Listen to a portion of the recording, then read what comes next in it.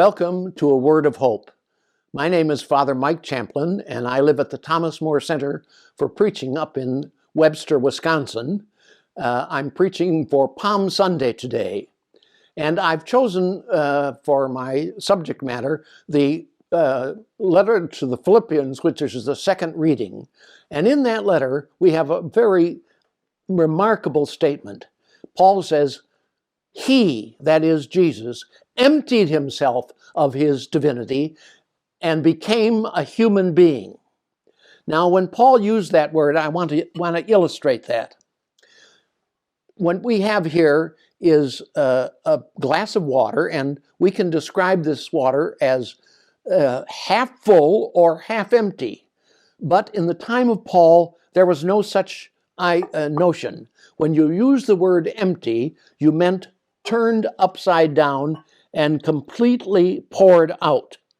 Now, that's an empty glass for Paul. So he's saying that Jesus gave away, emptied himself of his divinity.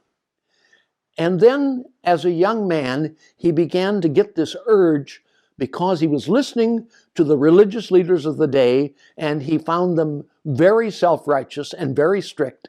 And he began to talk about something much more loving and careful and gentle. And the religious leaders were threatened by that. And so they began to plot with the Roman rulers of the time to do away with Jesus. And they managed to do that. They took him out and they crucified him as a common criminal. But just before he was dying, he said something really remarkable. He said, "Father, forgive them. They don't know what they're doing." Now that is so tremendous for us because we're going through our life and we mess it up sometimes and we do something wonderful every once in a while, but we move along through the experience of life.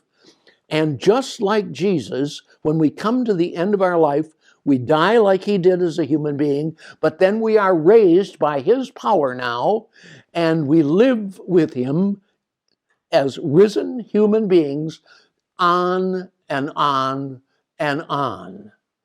And isn't that a wonderful word of hope?